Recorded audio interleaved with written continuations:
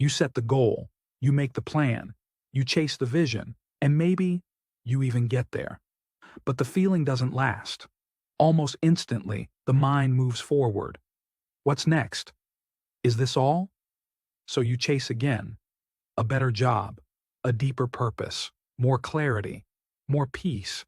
But peace never arrives, because the moment is never enough.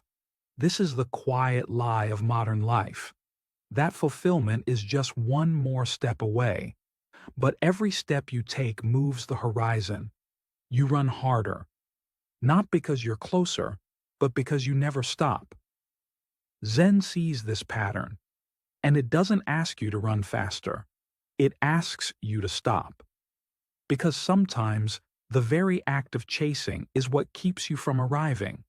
You didn't mean to become this way, but somewhere along the path, chasing became who you are, always improving, always moving, always reaching.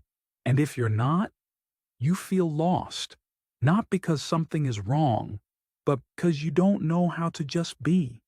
Stillness feels like failure. The silence feels empty. You've built an identity around becoming, around being on the way. So when you stop, even briefly, it feels like disappearing. But Zen says, you are not the motion. You are the one who sees it. You don't disappear in stillness.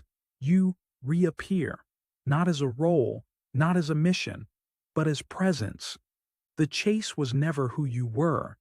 It was just what you forgot to question. Most paths lead you somewhere, toward success, toward purpose, toward peace. But Zen doesn't lead forward. It doesn't promise progress. It offers presence.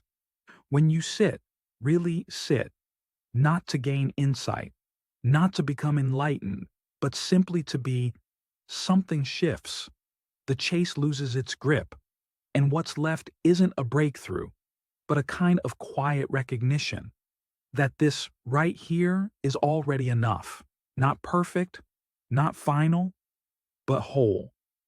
Zen doesn't ask you to move forward. It asks you to stop leaning, to stop reaching, and in that stopping, you don't regress. You return, not to the past, but to the part of you that was never chasing anything in the first place. You've spent years trying to arrive at the right career, the right relationship, the right version of yourself. You thought arrival would feel like peace, like rest, but it didn't. Because arrival isn't the destination. It's not a place on the map. It's not what happens after you check all the boxes. Arrival is what happens when the need to arrive disappears. When you stop measuring distance. When you stop asking, am I there yet? Zen teaches that the path and the destination are not separate. There's nowhere to go, and nothing to become. The moment you release the need to chase, you realize you were never behind. You were never lost. You just forgot that this moment is home. Life doesn't stop moving. The world spins. Clocks tick. Responsibilities call. But inside you, there can be a still point, a place untouched by hurry. Even as you walk, even as you work, even as you speak, something deeper can remain unmoved. This is not detachment. It's not escape. It's presence without resistance. Zen doesn't require you to withdraw from life. It asks only this: can you act without chasing? Can you move without grasping? When you find that inner stillness, everything outside continues.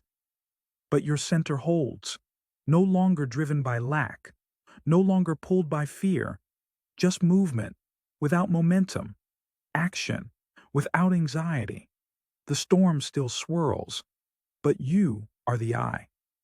All this time you thought you were searching for peace, for clarity, for meaning. You read the books, followed the paths, made the lists. You thought arrival was ahead of you. But what if it was never out there? What if it was behind all the striving, waiting in the space you kept rushing past? Zen doesn't take you somewhere new. It brings you back. Back to stillness. Back to breath. Back to presence. The home you were looking for wasn't a goal. It was a way of being, and it never left. You just forgot how to notice it. The moment you stop chasing, you arrive, not at a finish line, but in your own life. Quiet, undemanding, whole. And there, without needing to prove or improve, you remember. You were already home.